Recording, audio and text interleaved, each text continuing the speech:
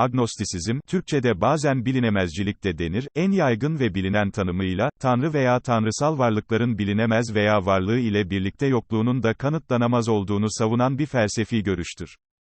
Agnostik düşünce, agnostik teizm ve agnostik ateizm örneklerinde olduğu gibi farklı felsefi düşüncelerle iç içe geçebilir.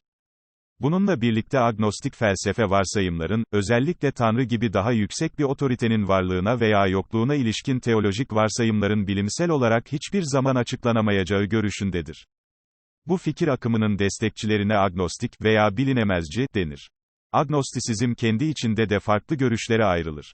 Bilinen tanımların birincisi, Tanrı'nın ve ruhani, metafizik ve doğaüstü bir varlığın veya varlıkların bilimsel olarak hiçbir zaman kanıtlanamayacağını ve gözlemlenemedikleri için hiçbir zaman bilinemeyeceğini savunan bir görüştür. Şeklindeyken ikincisi, insan aklının, Tanrı'nın var olduğu inancını veya Tanrı'nın olmadığı inancını haklı çıkarmak için yeterli rasyonel gerekçeler sağlayamadığının öğretisidir ve üçüncüsü, maddesel fenomenlerin ötesinde herhangi bir varlığın veya varoluşsal ilk nedenin hiçbir zaman bilinemeyeceği ve bu nedenle de bilinemeyecek şeyin de üzerine yoğunluk vermenin gereksiz olduğunun doktrini veya öğretisidir, şeklindedir. Tarihçe agnostik, antik Yunanca yok ve gnosis, bilgi, terimi ilk kez İngiliz doğa bilimci Thomas Henry Huxley tarafından 1869'da Metafizik Cemiyeti'nin bir toplantısında yaptığı konuşmada, her türlü manevi veya mistik bilgi iddiaları reddeden felsefesini tanımlamak için kullanıldı.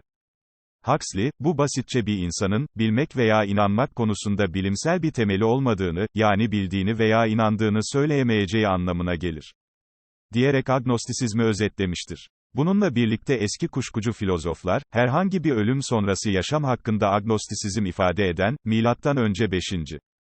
yüzyıldan kalma bir Hint filozofu Sanjaya Belatteputta gibi agnostik bakış açısını destekleyen yazılar yazmışlardı.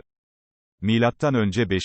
yüzyılda yaşamış Protagoras, tanrıların varlığı hakkında agnostik bir bakış açısı gösteren ilk Yunan filozofudur. Agnostisizmin tanımı agnostisizm, ateizm ile aynı şey değildir. Ateizm, Tanrı'nın var olmadığını veya var olamayacağını savunur. Fakat agnostisizm, Tanrı'nın var olup olmadığının bilinmediğini veya asla bilinemeyeceğini savunur. Demografik araştırmalar için ise ateizm ve agnostisizm, diğer bütün dinsiz felsefelerle aynı kategoridedir. Bazı kaynaklar ise agnostisizmi, tarafsızlık, olarak açıklar. T.H. Huxley ise agnostisizm hakkında şunları söylemiştir: agnostisizm bir inanç değildir, ancak özü tek bir dinç uygulamaya yatan bir metottur. Bu ilke kesinlikle akıl olarak gösterilebilir, ancak sonuçlar kanıtlanmış veya kanıtlanabilir denebilecek kadar kesin gösterilmemelidir. Etimolojisi, agnostik, sözcüğü eski Yunanca olumsuz öneki olan, an ve yine aynı dilden, bilen, bilgisi olan, anlamına gelen, gnostikos, sözcüklerinin birleşiminden oluşmuştur. Anlamı kabaca, bilgisi olmayan, demektir. Bu sözcük ise yine eski Yunanca, bilmek, anlamına gelen, gno sözcüğünden türemiştir. İlk kullanımı T.H. Huxley tarafından 1869 yılında gerçekleştirilmiş ve Türkçeye Fransızca, agnostik, sözcüğünden geçmiştir. Agnostisizm, fr. agnosticisme, ing. Agnosticizm, bilinemezcilik demektir. En sık kullanım biçimi dini inançlara agnostik yaklaşımdır. Bertrand Russell'ın tarif ettiği agnostik bakış açısına göre, Tanrı'nın varlığı ve dünya sonrası hayat hakkında mevcut dinlerin öne sürdüğü iddiaların günümüzde doğrulanması mümkün değildir. Dolayısıyla herhangi bir dine mensup olmak anlamsız görülebilir.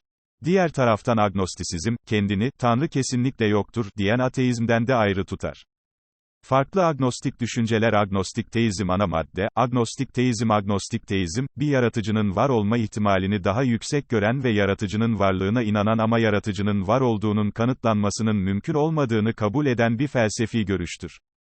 Bir deist kişi, yaratıcının varlığının akıl ve gözlem yoluyla anlaşabileceğini söyler ama agnostik teist ise yaratıcının varlığının bilinmesinin hiçbir yolunun olmadığını ama yaratıcının var olduğunu söyler. Agnostik ateizm ana madde, agnostik ateizm, bir yaratıcının var olmadığını düşünen ama yaratıcının yokluğunun kesin olarak bilinemeyeceğini savunan felsefi bir görüştür. Bir agnostik ateist yaratıcının yokluğuna dair net olarak bir yorumda bulunmaz.